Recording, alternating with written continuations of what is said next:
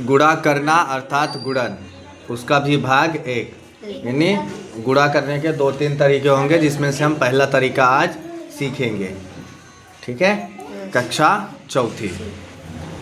इसमें ज़रा हम ध्यान से देखेंगे किताब में क्या क्या दिया गया है, उसके हिसाब से फिर हम हल करेंगे बाद में। समझ में आ रहा है? ओके। महेंद्र नाम का एक विद्यार्थी है। 1 दर्जन केलों का अर्थ है 12 केले। फिर 8 दर्जन केलों का अर्थ कितने केले होगा? यानी कि अगर 1 दर्जन में 12 केले आते हैं तो 8 दर्जन में कितने केले आएंगे? ये कैसे पता चलेगा? कमल, इसे ज्ञात करने के लिए 12 और 8 का गुणा करना पड़ेगा। ऐसा गुणा हम चौखट विधि से कर सकते हैं। हम उस विधि से गुणा करके उत्तर ज्ञात करेंगे। ठीक है, तो हमें किसका किसका गुणा करना पड़ेगा? 12 का और 8 का। 8 का क्यों करना है? क्योंकि कुल 8 दर्जन केले लाए गए हैं।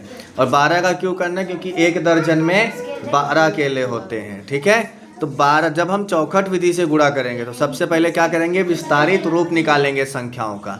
तो जैसे 12 का विस्तारित रूप होता है 10 + 2। 12 का विस्तारित रूप क्या होता है? 10 + 2। एक तो इस तरीके से डायरेक्ट आपको समझ में आता है तो अच्छी बात है, नहीं आता है तो इसका एक तरीका है। जैसे ये इकाई है और ये दहाई है, तो दहाई है तो दहाई का 1 लिखा।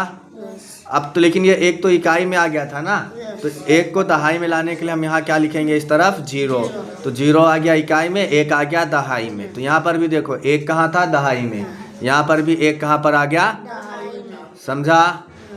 प्लस फिर 2 इकाई में ही है ना, तो प्लस करने के बाद ये 2 आ गया यहाँ पर इकाई में। नेक्स्ट, और एक तरीका है विस्तारित रूप का। क्या करेंगे? हम सबसे पहले इकाई दहाई देखेंगे। दहाई में 1 है तो पहले 1 लिखेंगे। अब 1 के बाद कितना अंक है यहाँ पर? 1 अंक है। अंक बोलो बेटा, संख्या नहीं। कितने अंक हैं? 1 के बाद खाली 1 अंक बचता है ना, तो 1 0 लिख लेंगे। फिर प्लस का चिन्ह लगाएंगे। फिर यहाँ पर कितना है? 2, तो यहाँ पर 2 लिख लेंगे। 2 के बाद कोई अंक है क्या? नहीं है, तो यहाँ पर 0 नहीं लेंगे। इस विधि से हम कितनों भी बड़ी संख्या रहने दो, उसका विस्तारित रूप आसानी से निकाल सकते हैं। यानी यहाँ पर जो संख्या का निकालना, पहले वो संख्या लिखो, उसके बाद कितने अंक है उतने 0 लगा दो। समझ में आ रहा है? अब हम क्या करेंगे? 8 का विस्तारित रूप क्यों नहीं लिखा? क्योंकि सर 8 खुद इकाई में है। समझ में आया? इसलिए 8 ही लिख दिए हैं डायरेक्ट। अब यहाँ पर बीच में हम पहले गुणे का निशान लगाएंगे और उसके दाहिने तरफ क्या लिखेंगे? 10 और 2, 12 का विस्तारित रूप। और गुणे के चिन्ह के नीचे क्या लिखेंगे हम? 8। जिन 2 संख्याओं का गुणा करना था ना, तो देखो दाहिने तरफ 10 और 2 12 हो गया, और नीचे की तरफ 8, 2 संख्याएं मिल गई। अब देखो इस डब्बे को भरना है, बराबर है ना? 8 और 10, इन डब्बे को भरना है ना। देखो इधर से इधर लाइन खींचेंगे तो इस डब्बे में क्या आ रहा है? 8 आ रहा है। उसके बाद और अगर ऊपर से नीचे की तरफ आएंगे तो 10 आ रहा है इस डब्बे में ना। तो इस डब्बे में कौन कौन सी 2 संख्या टकरा रही हैं? एक 8 और एक 10। तो 8 और 10 का गुणा करके इस डब्बे में लिखना है। आया समझ में? तो पहले देखो, अगर आपको 10 का पहाड़ आता है तो बहुत अच्छी बात है, या फिर 8 का पहाड़ आता है तो 8 10 80 इस तरीके से भी कर सकते हो। लेकिन आपको डायरेक्ट अगर पहाड़े नहीं आते हैं तो आपको क्या करना है? 1 0 दिया है ना सवाल में, 1 0 पहले लिख दिया। अब 8 का पहाड़ा एक बार पढ़ो, 8 1 कम 8। तो इस तरह से इकाई दहाई क्या बन गया? 80। फिर इस डब्बे को भरना है, तो इस डब्बे को भरने के लिए यहाँ से आएंगे तो 8 आ रहा है, और इस डब्बे के ऊपर से आएंगे तो 2 आ रहा है, यानी 8 गुणे 2 आ रहा है। तो 8 का गुणा 2 बार करेंगे तो कितना आता है? 16। 8 दूनी 16। अब ये उत्तर हो गया क्या सर? नहीं बच्चा, अभी हमें क्या करना है? 80 को और 16 को जोड़ना पड़ेगा। क्या करना पड़ेगा? जोड़ना पड़ेगा। तो 80 और 16 को जोड़ेंगे तो कितना आएगा? 96। यानी कि 8 दर्जन केलों का अर्थ है कुल 96 केले। आया समझ में? उसी तरह कमल, अब तुम बताओ, सामूहिक व्यायाम के लिए बच्चों को 15 कतारों में खड़ा किया गया है। कितने कतारों में? प्रत्येक कतार में 37 बच्चे हैं। यानी एक व्यायाम कराने के लिए 15 लाइनें बनाई गई हैं बच्चों की, और एक लाइन में 37 बच्चे हैं। अतः कुल कितने बच्चे हैं? तो अगर तुम्हें ये समझ में आ रहा होगा कि एक जगह में या फिर 1 रुपए में कितनी चॉकलेट मिलती है, तो 10 रुपए में कितनी मिलेगी, तो ऐसे प्रश्नों के लिए हमें क्या करना पड़ेगा? गुणा करना पड़ेगा। आ रहा है कुछ समझ में? कि अगर इनका उत्तर निकालना है इन शाब्दिक प्रश्नों का, तो हमें क्या करना पड़ता है? गुणा। अगर एक का पता है तो ज़्यादा में पूछा है तो उसका क्या करेंगे, गुणा करेंगे। अब जैसे देखो महेंद्र फिर बोलते हैं, मैं बताता हूँ। इसके लिए 37 और 15 का गुणा करना पड़ेगा। 37 का सबसे पहले देखो, जब भी हम चौखट वाला गुणा करेंगे तो हमारा सबसे पहला काम क्या है, विस्तारित रूप लिखना। तो हम 37 का विस्तारित रूप लिखेंगे। तो 3 है सबसे पहले, तो 3 लिखा। 3 के बाद कितने अंक हैं, कितने अंक हैं, 1 अंक है। तो यहाँ पर क्या लगा लेंगे, 1 0, फिर प्लस का निशान, फिर ये कितना है, तो 7 लिख दिया। 37 का विस्तारित रूप हो गया। उसी तरह 15 में भी अब 2 अंक आ गए ना, इकाई दहाई, तो 15 का भी विस्तारित रूप लिखना पड़ेगा। तो 15 का विस्तारित रूप करने के लिए पहले 1 लिखेंगे।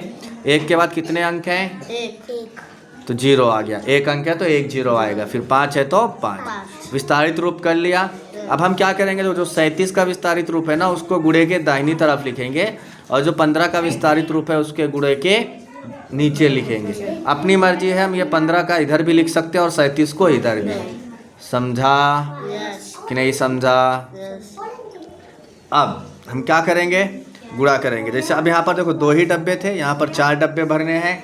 इधर से अगर हम इस तरफ आएंगे और ऊपर से नीचे को आएंगे तो पहला डब्बा जो है उसमें 10 और 30 टकरा रहे हैं, तो 10 का गुणा 30 में करना है।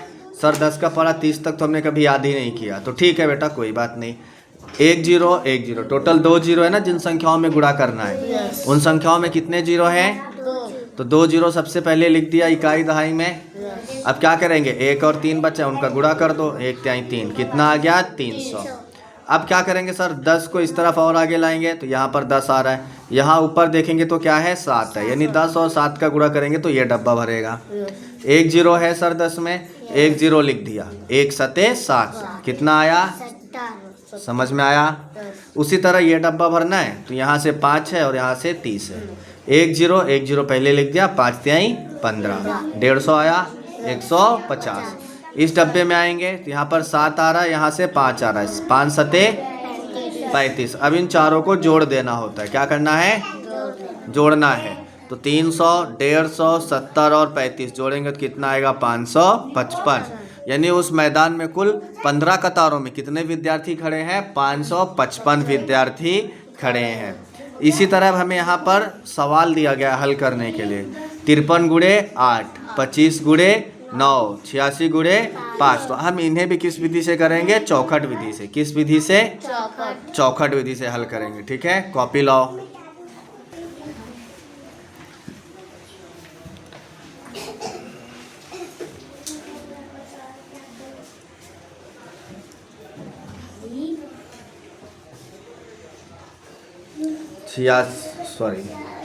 छियासी गुणे 5, कितना सवाल है, तीसरा वाला है। ठीक है, तो जो भी अंक, जिस भी संख्या में 2 अंक होंगे उसका क्या लिखना है, पहले विस्तारित रूप।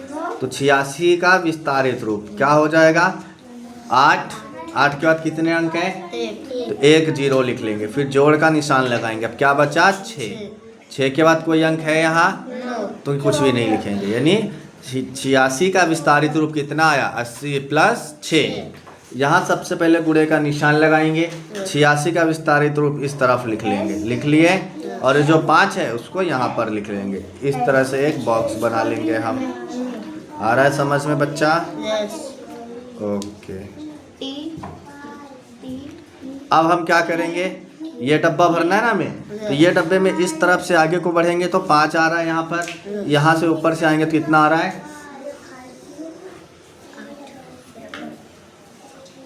कितना आ रहा है, 80 आ रहा है। तो 5 का गुणा 80 में करना है, तो पहले 0 लिख लेंगे। अब 5 का पहाड़ा 8 बार पढ़ेंगे तो 5 8 40। अब ये 5 को और आगे लेके आएंगे तो इस तरफ से तो 5 ही आ रहा है। यहाँ पर ऊपर की तरफ देखेंगे कितना आ रहा है, 6। तो 5 का गुणा 6 में करेंगे तो बताओ, 5 का पहाड़ा 6 बार पढ़ो,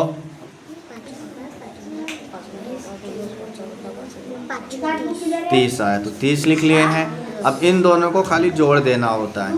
तो 400 को जोड़ेंगे किसमें, 30 में जोड़ देंगे, कितना आ जाएगा, 0।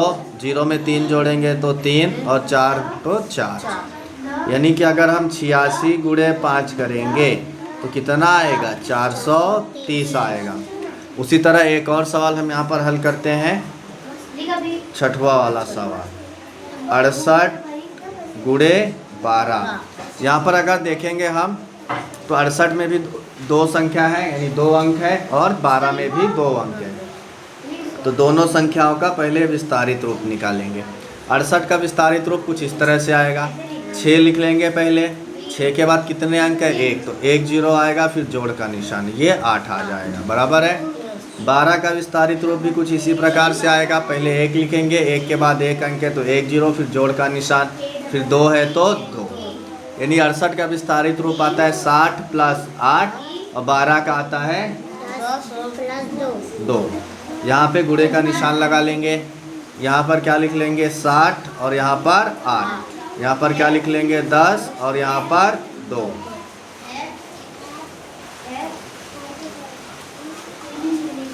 इस तरह से बॉक्स बना लिया जाएगा। बना लिए हैं।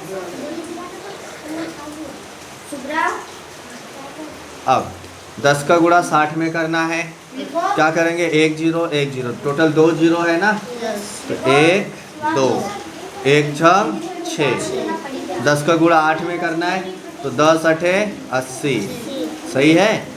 2 का गुणा 60 में करना है ना, तो पहले 0 लिख लो यहाँ पर, 2 6 12। 2 का गुणा 8 में करना है, 2 8 16।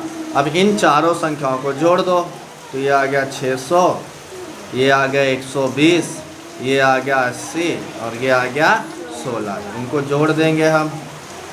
इकाई में 0 0 0 और ये 6 है, तो कितना आएगा? 6। दहाई में देखो, 2 और 8 10, 10 और 1 11, हासिल 1, 1 और 6 7, 7 और 1 8।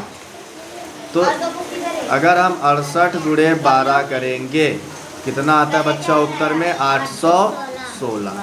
अब हम इसे दूसरे विधि से भी चेक करते हैं, देखते हैं सही किया है कि नहीं। तो अब हम डायरेक्ट इसे हल करेंगे। कैसे हल करेंगे? गुणा करके। विधि 2, 68 गुणे 12।